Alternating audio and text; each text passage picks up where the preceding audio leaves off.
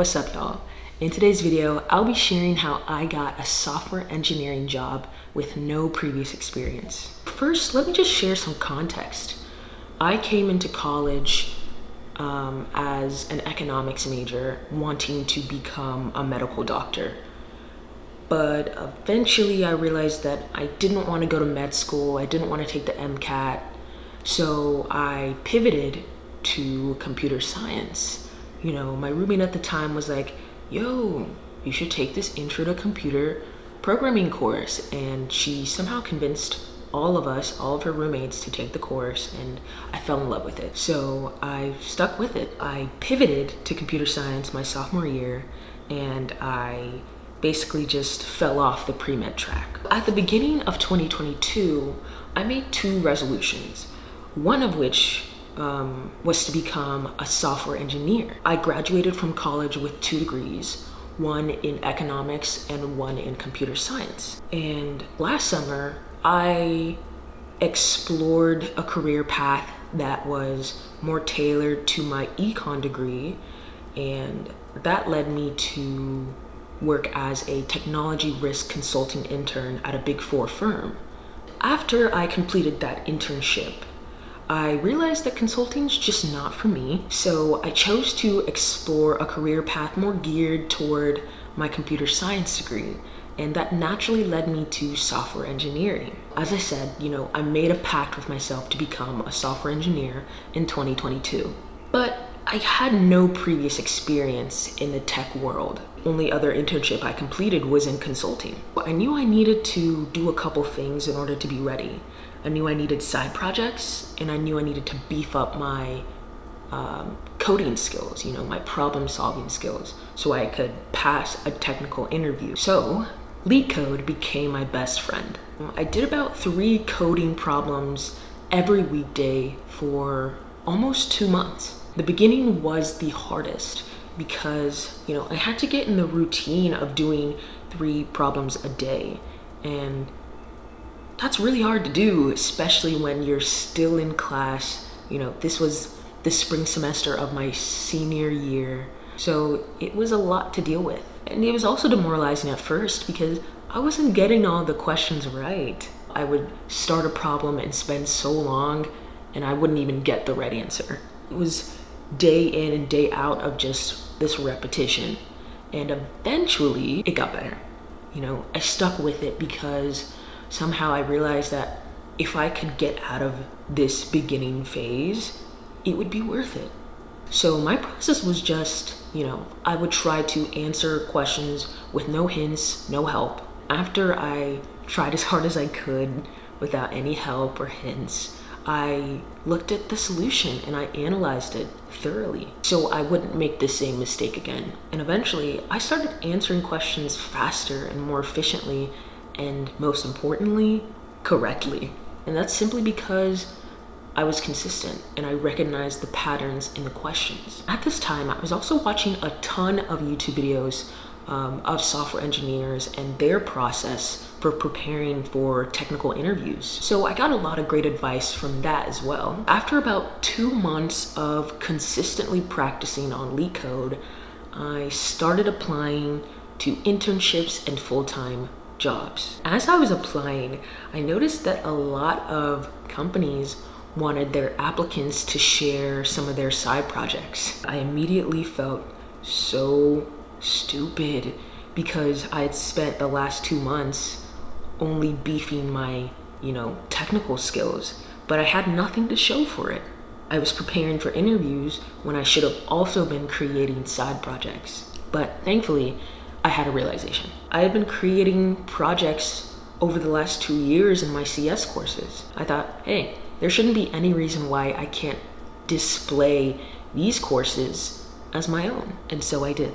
Of course, I had to brush up on the purpose of a lot of these projects, but after I did, I felt confident that I could explain, the goal, the limitations, my role, and what I learned from these projects. Then I started beefing up my resume. At this point, I was doing LeetCode problems, I was watching YouTube videos, I was reviewing my, old projects, but I still felt like I wasn't doing enough to make myself a desirable candidate. So I signed up for a career fair.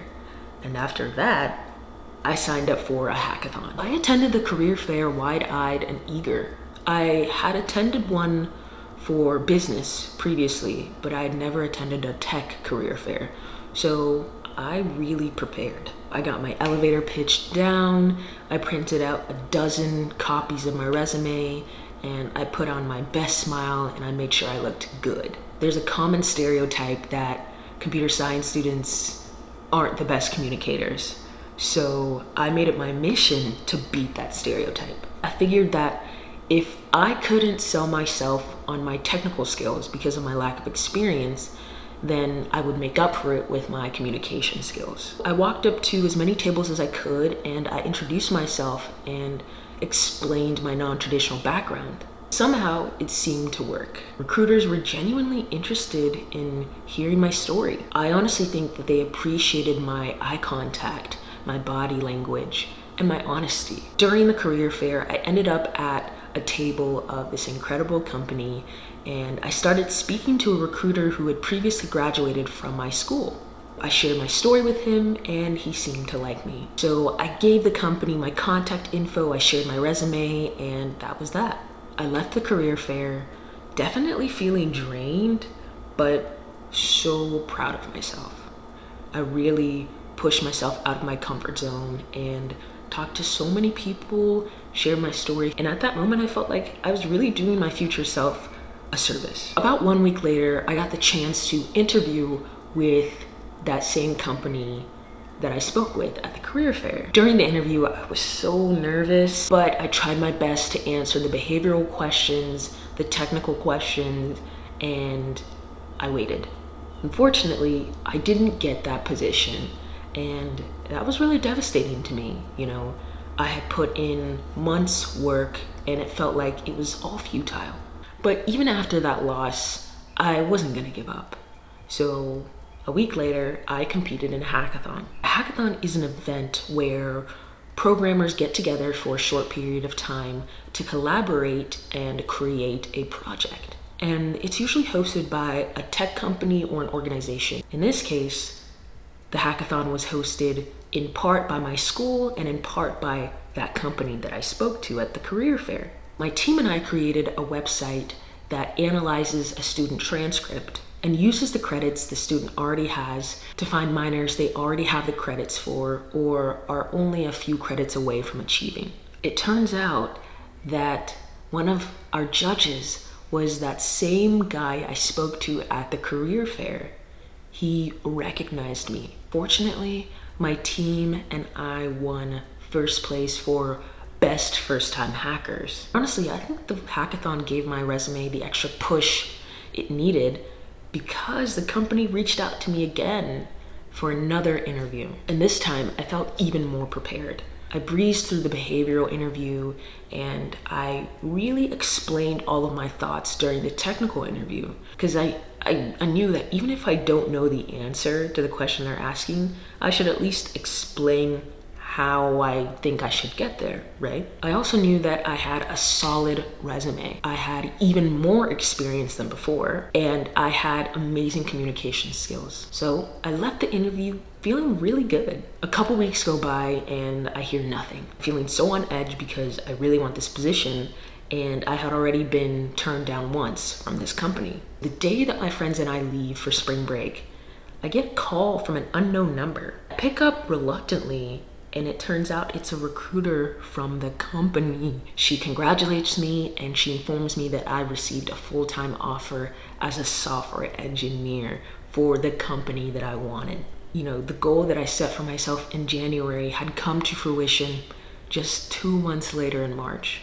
I'm sharing this story because I want to inspire others. I want you to know that anything is possible if you put your mind to it and you work hard.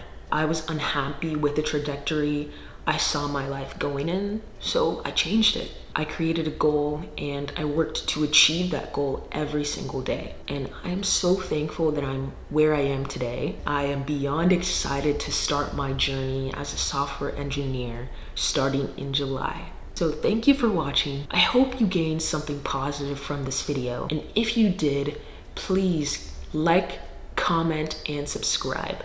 And I'll see you next time.